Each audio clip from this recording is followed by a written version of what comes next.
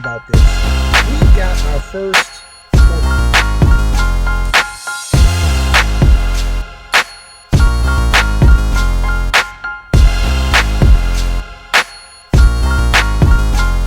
Before we get started, hit the subscribe button.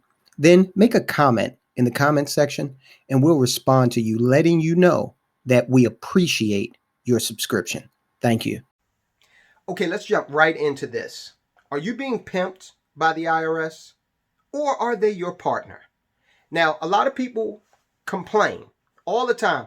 Oh, the rich people, they write the rules. They write the rules to benefit themselves. Yeah, they most certainly do. But when they write those rules, there's never any proper name in it that says Senator so-and-so and her family are the exclusive benefactor of this part of the tax code. No. Of course, the senators and the congressmen, they're rich. Funny how they go down there for a few years and they go from, over here with net worth to up here. Fine, whatever. We're not here to debate that. And it happens on both sides of the aisle.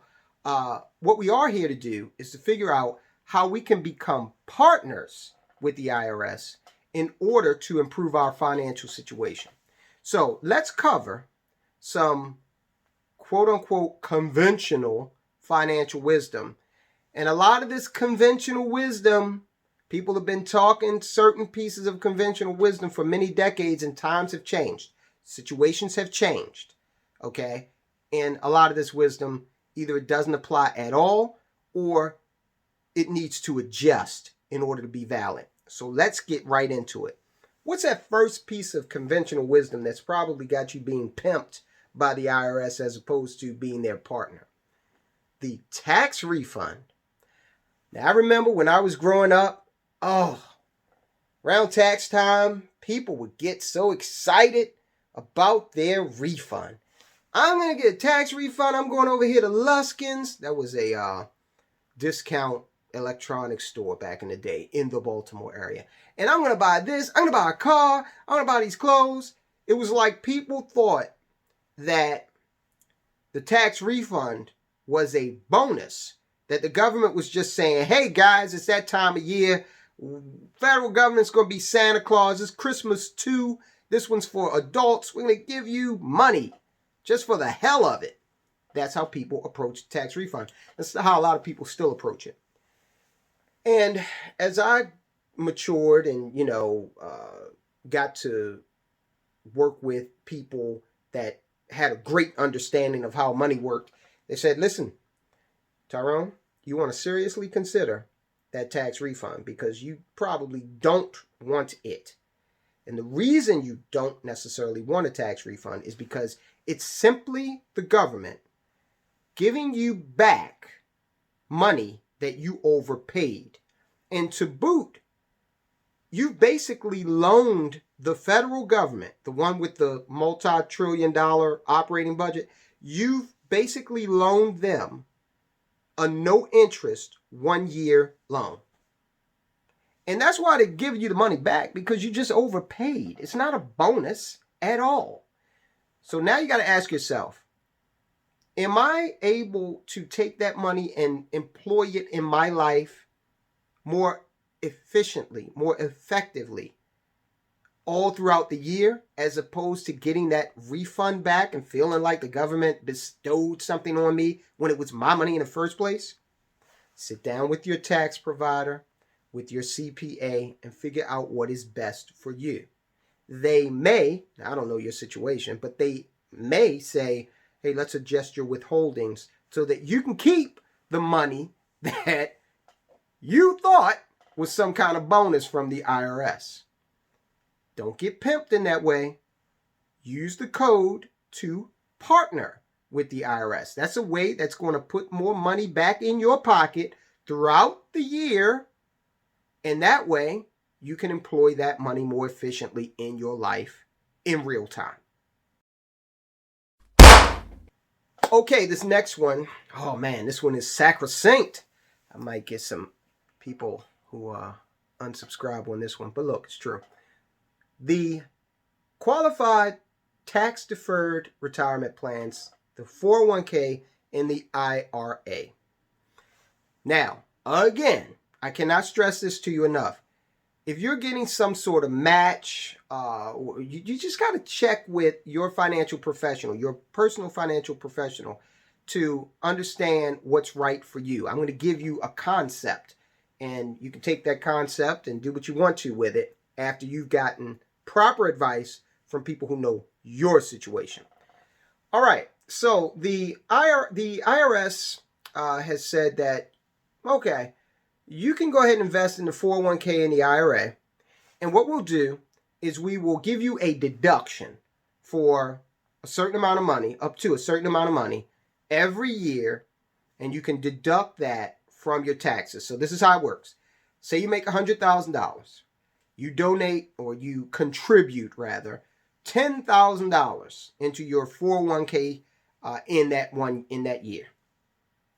Now, instead of the IRS taxing you on $100,000 of income, they will tax you on $90,000 of income, because 100 minus the $10,000 you put in, that's going to equal $90,000. 100 minus 10,000, 100,000 minus 10,000 equals 90,000. Okay. Don't think you've gotten away with anything, because you're still going to pay those taxes. But here's the thing. When are you going to pay those taxes? That's the question. More than likely, you're going to be paying those taxes when the tax rates are much higher. How do I know that? Why do I feel that way? Because right now, our country is hovering, and it's the 27th of January, 2020. And right now, we're just below $30 trillion in national debt. And this is before the president, he wants to put on another $2 trillion of stimulus in the next couple of months. So before we even get to the halfway point of 2021, we're going to be over $30 trillion in national debt. Now look, when I talk trillions, you may glaze over. Trillion, what does that mean? Here's a way to conceptualize it. And you can Google this if you like. It's true. If you wanted to count from 1 to 1 trillion, using about 1 second to pronounce each number, it would take you 32,000 years to accomplish that. And that's just from 1 to 1 trillion. We're getting ready to owe 30 trillion. I predict that by the end of 2024, we'll owe at least $37 trillion, at least, in national debt. So when you defer those taxes on the 401k and the IRA out into the future, I don't know. I mean, hey, taxes could be, federal income taxes could be 50%. I don't know, but I do suspect strongly that they will be higher than they are now, when most people who retire with those plans will come out of a job and now they'll be on a fixed income. So you say somebody who, I know a lot of people who retired with over $1 million in their 401k. So let's just say you had $1 million in your 401k. Day 1, you're a millionaire. Day 2, Uncle Sam comes in, and if you're at the 24% tax rate, bam, takes off roughly $250,000. Now you're not a millionaire anymore. So that's what's, and that's a 24% tax rate. Again, these tax rates, they got to go up. So it could be even more that's lopped off in that scenario. So now that doesn't sound like a partnership to me. That doesn't sound like a partnership if the other person in the deal says, hey, you don't have to pay me anything right now. You'll pay me in the future when I've trapped you into this deal. That sounds like a pimp, or maybe even a dope dealer. Okay, let's just be real about it. That's not a partnership. A partnership, so you're sitting there thinking, well, how can I turn that situation into a partnership? And again, you got to do your due diligence, but there are vehicles out there that will allow you to pay the tax now while it's presumably lower, and then have your money grow tax-free and put you in a situation where you can access that money tax-free whenever you want, not just in the future. Remember, with the 401k and IRA, you have a serious liquidity problem, because if you touch that money for most uses before age 59 and a half, you're going to get taxed on it, and you're going to get a 10% penalty. Now, there are some other scenarios out there that don't have that. So you need to start thinking differently. You need to start doing your due diligence. And one of the vehicles that allows you to do that is a max funded, properly structured permanent life insurance policy. That allows you to partner with the IRS. All right, let's bring it home here. The loss carry forward. The loss carry forward. You hear people all the time. Hey, the rich people, the businesses, they don't pay any taxes. It's unfair.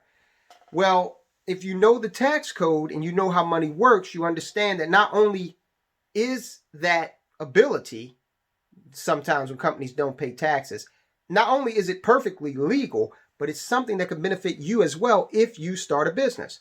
So now let's focus on that term, loss carry forward.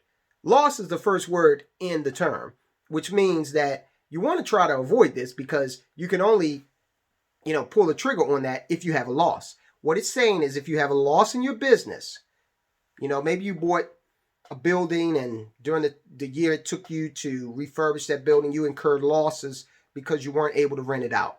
Okay.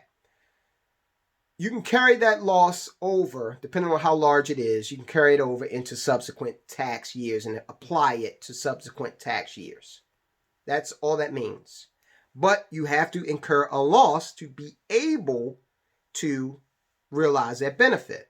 So sometimes companies have losses that are being carried over and they're allowed to apply the loss to a tax year and the loss exceeds what they would have paid in taxes, thereby negating what they have to pay. They don't have to pay anything.